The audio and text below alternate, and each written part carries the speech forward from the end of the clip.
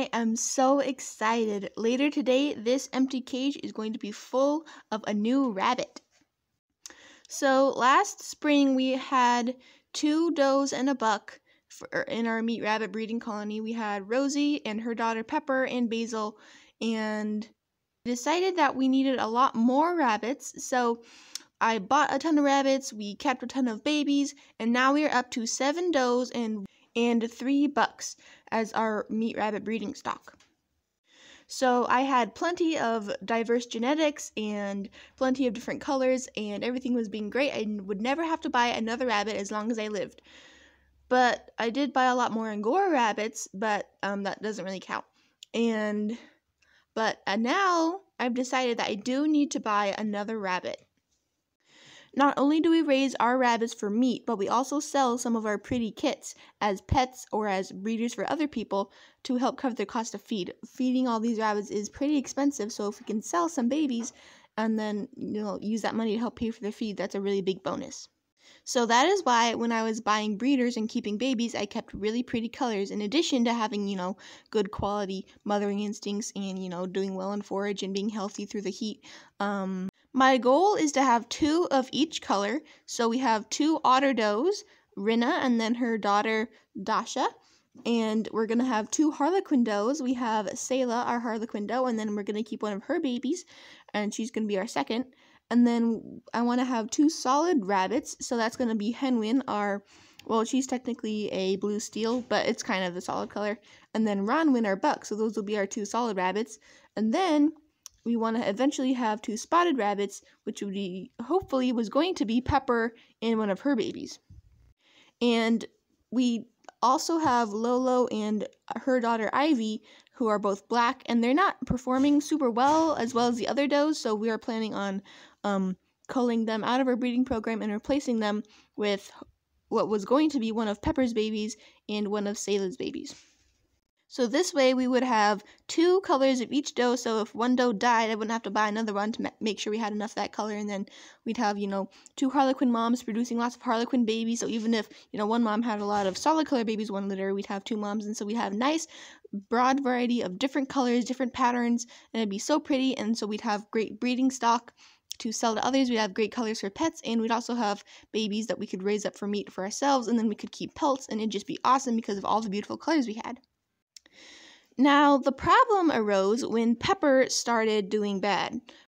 Pepper's mama, Rosie, was a great mom. She had lots of babies. She had really pretty colors. She was great. She was had lots of milk, and everything was great with her.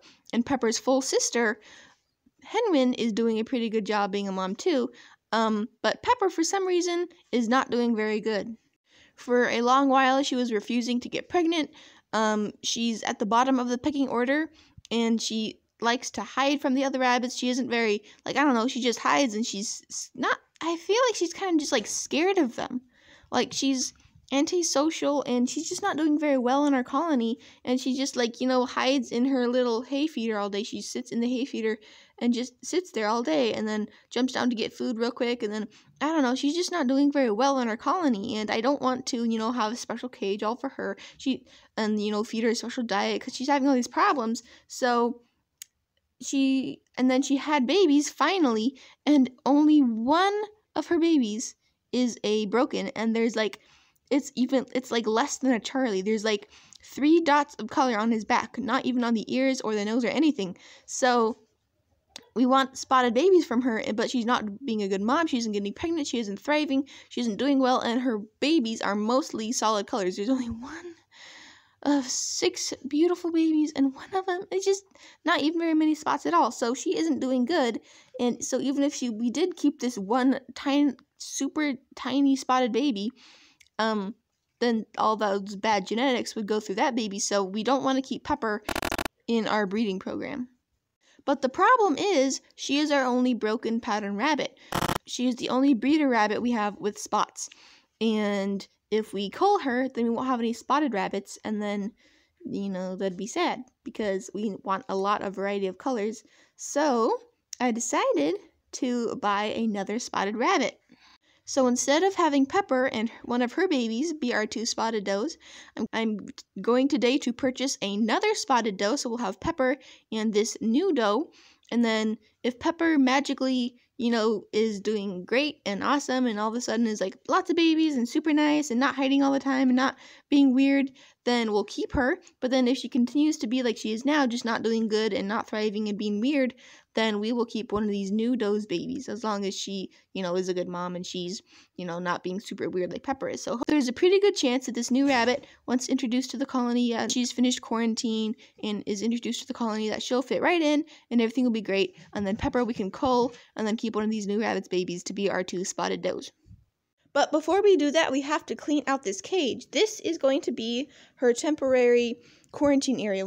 But right now, this cage is divided into 2 sections. I want to have it be all one section. And then we have mouse traps in there and just bits of trash and stuff. And it's on the floor, so we're going to have this be like a mini colony bedding. So we're not going to raise it off the floor. We're going to put bedding in it and then have it be, like a pen on the floor with bedding. So we have to do that, and it's going to be kind of boring to watch, so I'm just going to show you when I'm done. So I finished prepping the cage. We have wood shavings on the bottom, and we have a nest box kind of thing so they can get out of the wind. We're in a barn, but the cage right here is right close to the door, so there's a lot of cross breeze and blowing in and stuff, and it kind of gets rained on sometimes. So we have a nest box and then a little piece of wood there to block the wind from blowing in because there's only a little cover. So we have that, and then the food, and then water, and then a hay rack over here. We don't have any of those fill yet. We're gonna wait till the rabbit actually comes for that. All right. So we finished that, and we're all ready for the new rabbit. Now we just have to go get her.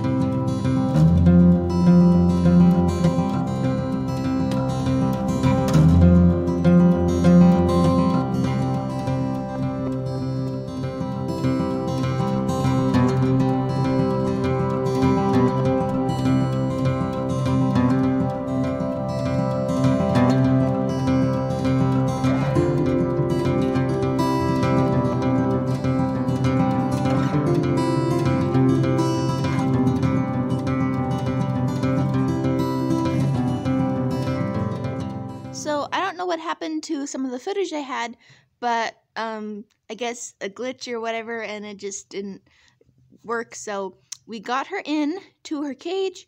She has hay and food and water. She's been in here for 24 hours, so it's the next day, and she's been enjoying her little nest box to stay warm. She's done a good job of adjusting. She's drinking lots of water. She's eating food. As you can see, she's pooping just fine. So this has been a great experience getting her. She's acting healthy still and just being overall really good. Thanks for watching. I will see you in the next video. Bye.